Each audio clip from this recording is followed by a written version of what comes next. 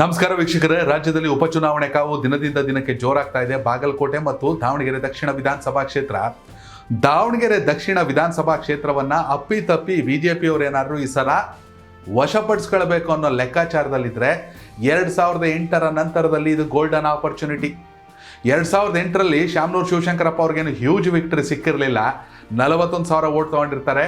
BJP ಅಭ್ಯರ್ಥಿ ಯಶವಂತರಾವ್ ಜಾಧವ್ ಅವರು 35,000ವರೆಗೂ ಬಂದಿರುತ್ತಾರೆ. ಜೊತೆಗೆ JDS ನಿಂದ ಸ್ಪರ್ಧಿಸಿದಂಥ HS ನಾಗರಾಜನ್ ಅವ್ರಿಗೆ 19,000 ವೋಟ್ ಬಂದಿರುತ್ತೆ. ಆದರೆ ಅವತ್ತು ಮೈತ್ರಿ ಇರಲಿಲ್ಲ. ಇವತ್ತು ಮೈತ್ರಿ ಇದೆ, ಬಿಜೆಪಿ ಮತ್ತು JDS.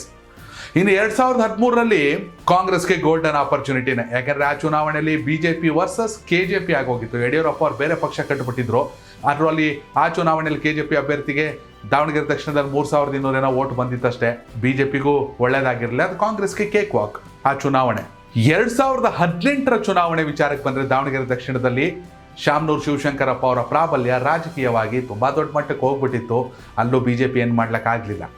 ಇನ್ನು 2023ರ ಚುನಾವಣೆಯಲ್ಲಿ 81,000ಕ್ಕೂ ಅಧಿಕ ವೋಟ್ ತಗೊಂಡಿದ್ದು ಶಾಮನೂರು ಶಿವಶಂಕರಪ್ಪ ಅವರು. ಸಾಲಿಡ್ ಆಗಿ ಮುಸ್ಲಿಮ್ರಾಗಿರ್ಬೋದು, ಕುರುಬ್ರಾಗಿರ್ಬೋದು, ಇನ್ನು ಲಿಂಗಾಯತರಾಗಿರ್ಬೋದು, ಎಲ್ಲರೂ ಕೂಡ ಶಾಮನೂರು ಅವರಿಗೆ ಜೈ ಅಂದರು. ಬಿಜೆಪಿ ಏನೂ ಮಾಡೋಕ್ಕಾಗಿರಲಿಲ್ಲ. ಆದರೆ ಈಗ ಬೈ ಎಲೆಕ್ಷನ್ ಕಾಂಗ್ರೆಸ್ಸಲ್ಲಿ ಸೈಯದ್ ಖಲೀದ್ ಅಭ್ಯರ್ಥಿ ಅನ್ನೋದು ಆಲ್ಮೋಸ್ಟ್ ಫೈನಲ್ ಆಗಿ ಹೋಗಿದೆ. ಹೀಗಾಗಿ ಬಿಜೆಪಿಯಿಂದ ಯಾರು? ವಿನಯ್ ಕುಮಾರ್. ವಿದ್ಯಾವಂತರು ರಾಜಕೀಯಕ್ಕೆ ಬರಬೇಕು. ವಿದ್ಯಾವಂತರು ರಾಜಕೀಯಕ್ಕೆ ಬರಬೇಕು ಅಂದರೆ ಇಡೀ ದೇಶದಲ್ಲಿರೋ ಯುವಕರನ್ನೆಲ್ಲ ವಿದ್ಯಾವಂತರು ಮಾಡ್ತಿರುವಂಥ ವಿನಯ್ ಕುಮಾರ್ ರಾಜಕೀಯಕ್ಕೆ ಬರಬಾರ್ದ? ಕಮ್ಯುನಿಟಿ ನೋಡಿದಾಗ ಕುರುಬ ಕಮ್ಯುನಿಟಿ ಕಾಂಗ್ರೆಸ್ ಅವರು ಕರೆದು ರೆಡ್ ಕಾರ್ಪೆಟ್ ಹಾಕಿ ಕೊಡಬೇಕು. ಆದರೆ ದಾವಣಗೆರೆ ದಕ್ಷಿಣ ಅಂತ ಬಂದಾಗ ಒಂದಷ್ಟು ವ್ಯತ್ಯಾಸಗಳಿದೆ. ಸದ್ಯ ಮನುಷ್ಯ ನ್ಯೂಟ್ರಲ್ ಆಗವ್ರೆ. ಲೋಕಸಭಾ ಚುನಾವಣೆಗೆ ಸ್ಪರ್ಧಿಸಿದ್ರು, ಒಂದಷ್ಟು ಇಂಪ್ಯಾಕ್ಟ್ ಕೂಡ ಮಾಡಿದ್ರು ರಾಜ್ಯದಲ್ಲಿ. ಯಾವುದಾದ್ರೂ ಪಕ್ಷಗಳಲ್ಲಿ ರಾಜಕೀಯವಾಗಿ ಯಂಗ್ಸ್ಟರ್ಗಳು ಉದಯೋನ್ಮುಖ ಪ್ರತಿಭೆಗಳಾಗಿ ಗುರುತಿಸ್ಕೊತಾವ್ರೆ ಅಂದರೆ ಅದರಲ್ಲಿ ವಿನಯ್ ಕುಮಾರ್ ಕೂಡ ರಾಜಕೀಯವಾಗಿ. ಹೀಗಾಗಿ ವಿನಯ್ ಕುಮಾರ್ ಸದ್ಯ ಯಾವುದೇ ಪಕ್ಷದಲ್ಲಿ ಇಲ್ಲದೇ ಇರೋದ್ರಿಂದ ಬಿಜೆಪಿಗರು ಅವಕಾಶ ಮಾಡಿಕೊಟ್ಟರೆ ಬಿಜೆಪಿಗೊಂದು ಅವಕಾಶ ಇದೆ.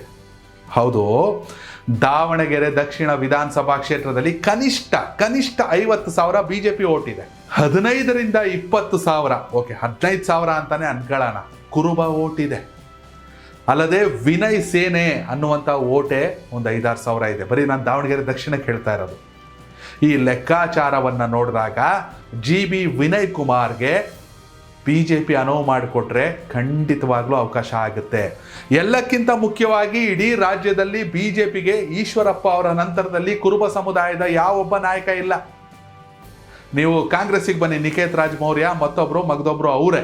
ಆದರೆ ಈ ರೀತಿ ಯಂಗ್ ಟ್ಯಾಲೆಂಟ್, ಬಿಜೆಪಿಯ ಭವಿಷ್ಯ ಅಥವಾ ಕರ್ನಾಟಕ ರಾಜಕೀಯದ ಭವಿಷ್ಯ ಅಂತ ಹೋದಾಗ ಕುರುಬ ಸಮುದಾಯದಲ್ಲಿ ಬಿಜೆಪಿಯಲ್ಲಿ ಯಾರೂ ಇಲ್ಲ. ಈಶ್ವರಪ್ಪ ಅವ್ರನ್ನ ಯಡಿಯೂರಪ್ಪ ಫ್ಯಾಮಿಲಿ ಅವರೇ ಸೈಲೆಂಟ್ ಮಾಡಿ ಸೈಡಿಗೆ ಕೂರಿಸ್ಬಿಟ್ರು. ಪಾಪ ಈಶ್ವರಪ್ಪ ಕೈಲಿ ಏನೂ ಮಾಡೋಕ್ಕಾಗಲಿಲ್ಲ. ಈಶ್ವರಪ್ಪ ಬಿಜೆಪಿಗಾಗಿ ಏನೆಲ್ಲ ಮಾಡಿದ್ರು ಅಂದರೆ, ಆದರೆ ಬಿಜೆಪಿ ಅವ್ರಿಗೆ ಏನೂ ಮಾಡಲಿಲ್ಲ. ಒಳ್ಳೆ ಲಾಸ್ಟ್ ಟೈಮ್ ಹಾವೇರಿಲ್ಲ ಅವ್ರ ಮಗ ಕಾಂತೇಶ್ ಅವ್ರಿಗೆ ಟಿಕೆಟ್ ಕೊಡಿ ಅಂದರು, ಲೋಕಸಭೆಯಲ್ಲಿ ಕೊಡಲಿಲ್ಲ. ಏನೋ ಈಶ್ವರಪ್ಪ ಅವ್ರಿಗೆ ನರೇಂದ್ರ ಮೋದಿ ಅವರು ಫೋನ್ ಮಾಡಿಬಿಟ್ಟು ಈಶ್ವರಪ್ಪಾಜಿ ಆಪ ಹಮಾರೆ ಸಾಥ್ ರಹಿಯೇ ಅಂತ ಹೇಳಿದ್ದೆ ದೊಡ್ಡ ವಿಷಯ ಅನ್ಕೊಬಿಟ್ರು. ಅದೇ ದೊಡ್ಡ ಆಸ್ಕರ್ ಅವಾರ್ಡು. ಪಾಪ ರಾಜಕೀಯವಾಗಿ ತುಳಿದಾಕ್ಬಿಟ್ರು ಈಶ್ವರಪ್ಪ ಅವ್ರನ್ನ. ಹೀಗಾಗಿ ಈಶ್ವರಪ್ಪ ಅವರ ನಂತರದಲ್ಲಿ ಕುರುಬ ಸಮುದಾಯ ಅಂದ ತಕ್ಷಣ ಸಿದ್ದರಾಮಯ್ಯ, ಕುರುಬ ಸಮುದಾಯ ಅಂದ ತಕ್ಷಣ ಕಾಂಗ್ರೆಸ್ ಅಂತಾರೆ. ಆದರೆ ಬಿಜೆಪಿಲಿ ಯಾರು? ವಿನಯ್ ಕುಮಾರ್ನ ಸದ್ಬಳಕೆ ಮಾಡಿಕೊಂಡ್ರೆ ಬಿಜೆಪಿಗೆ ಭವಿಷ್ಯ. ಕೇವಲ ಬೈ ಎಲೆಕ್ಷನ್ ಒಂದನ್ನು ಮಾತ್ರ ನೋಡಬಾರ್ದು ಬಿಜೆಪಿ.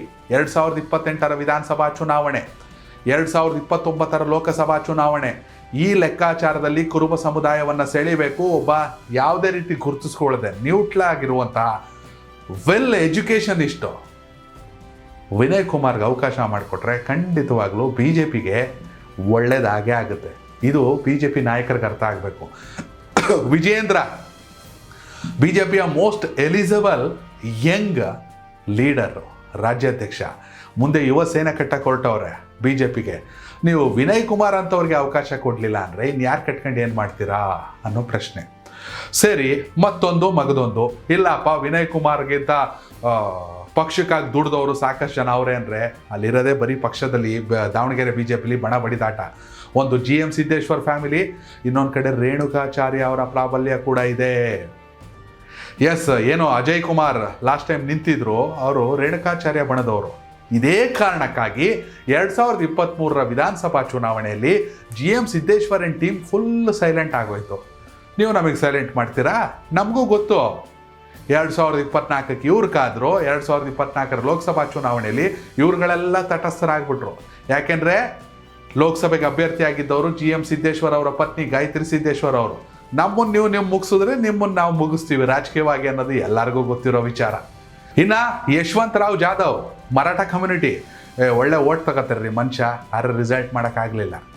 ಹಂಗನ್ಬಿಟ್ಟು ಈಗಲೂ ಅವ್ರನ್ನೇನಾದ್ರು ಕಣಕ್ಕೆ ಇಳಿಸ್ತೀವಿ ಅಂದರೆ ಏಜ್ ಫ್ಯಾಕ್ಟ್ರು ಸಾಕು, ಹೊಸಬ್ರಿಗೆ ಅವಕಾಶ ಕೊಡಿ. ಇದೇ ಕಾರಣಕ್ಕಾಗಿ ದಾವಣಗೆರೆ BJPಯಲ್ಲಿ ಇರುವಂತಹ ಬಣ ಬಡಿದಾಟವನ್ನು ಬದಿಗಿಟ್ಟು ಇಷ್ಟೆಲ್ಲ ಹೋಯ್ತಪ್ಪ, ಅವ್ರಿಗೂ ಬೇಡ ಇವ್ರಿಗೂ ಬೇಡ ಅಂದರೆ GM ಸಿದ್ದೇಶ್ವರ್ ಅವರು ಕೇಂದ್ರದಲ್ಲಿ ಸಚಿವರಾಗಿದ್ದವರು, ಅವ್ರ ಪ್ರಾಬಲ್ಯ ಇವತ್ತಿಗೂ ದೊಡ್ಡದಾಗೈತೆ. ಮನ್ಸು ಮಾಡಿದ್ರೆ ಮಗನಿಗೆ ಟಿಕೆಟ್ ಕೊಡಿಸ್ಬಿಡ್ಬೋದು, ಅಲ್ಲೂ ಚರ್ಚೆ ನಡೀತಾ ಇದೆ BJPಲಿ. ಈ ಎಲ್ಲ ಲೆಕ್ಕಾಚಾರದ ನಡುವೆ ಎಲ್ಲರನ್ನೂ ಒಟ್ಟಾಗಿ ತೆಗೆದುಕೊಂಡು ಹೋಗ್ತೀನಿ ಅನ್ನೋದಕ್ಕಿಂತ ಹೆಚ್ಚಾಗಿ BJPಯ ಭವಿಷ್ಯ ಏನು ಅಂದಾಗ ವಿನಯ್ ಕುಮಾರ್ಗೆ ಅವಕಾಶ ಕೊಟ್ಟರೆ ಖಂಡಿತವಾಗ್ಲೂ ತಪ್ಪಾಗೋದಿಲ್ಲ. ದಯವಿಟ್ಟು ಕಾಮೆಂಟ್ ಮೂಲಕ ತಿಳಿಸಿ, ವಿನಯ್ ಕುಮಾರ್ BJPಗೆ ಭವಿಷ್ಯ ಆಗ್ತಾರಾ ಈ ಬೈ ಎಲೆಕ್ಷನ್ನಲ್ಲಿ ಅವಕಾಶ ಮಾಡಿಕೊಟ್ರೆ ಅಂತ. BJPಗೆ ಕುರುಬ ಸಮುದಾಯದ ನಾಯಕನಾಗಿ ವಿನಯ್ ಕುಮಾರ್ ಇಷ್ಟೆಲ್ಲ ಅಡ್ವಾಂಟೇಜ್ ಐತೆ ಅಂದರೆ ಇನ್ನು ಕಾಂಗ್ರೆಸ್ ಅವರು ಯೋಚನೆ ಮಾಡಲೇಬೇಕು. ನೋಡ್ರಿ, BJPಗೆ ಸಿಂಪಲ್ ಸ್ಟ್ರಾಟಜಿ. BJPದೇ ಆದ ಒಂದು 50,000 ಓಟ್ ಐತೆ, ಎಲ್ಲರೂ ಒಟ್ಟಾಗಿ ಭಿನ್ನಾಭಿಪ್ರಾಯ ಬಿಟ್ಟು ಸಾಗಿದ್ರೆ ದಾವಣಗೆರೆಯಲ್ಲಿ 50,000 ಓಟ್ ಐತೆ, ಕುರುಬ್ರದೊಂದು 15,000 ಓಟ್ ಐತೆ, ಕನಿಷ್ಠ ಅಂದರೂ ಕೂಡ JDSಗೆ 5,000 ಓಟ್ ಐತೆ. ವಿನಯ್ ಕುಮಾರ್ದು ಒಂದಷ್ಟು ಓಟ್ ಇದೆ. ಆಮೇಲೆ ವಿನಯ್ ಕುಮಾರ್ ಫಾಲೋವರ್ಸ್ ತುಂಬ ಜನ ಇದ್ದಾರೆ ರೀ, ಯಾವ ಸಿನಿಮಾ ಸೆಲೆಬ್ರಿಟಿಗೂ ಕಡಿಮೆ ಇಲ್ಲ, ಅಷ್ಟು ಫಾಲೋವರ್ಸ್ ಇದ್ದಾರೆ ಇಡೀ ಸ್ಟೇಟಲ್ಲಿ. ವಿನಯ್ ಕುಮಾರ್ ಭವಿಷ್ಯದಲ್ಲಿ ರಾಜಕೀಯವಾಗಿ ಸಕ್ಸಸ್ ಸಾಧಿಸ್ಬಿಟ್ರೆ ಎಜುಕೇಷನ್ ಮಿನಿಸ್ಟರ್ ಆಗೋ ಕೆಪಾಸಿಟಿ ಐತ್ರಿ ಆ ಮನುಷ್ಯನಿಗಿರೋ ನಾಲೆಡ್ಜ್ಗೆ.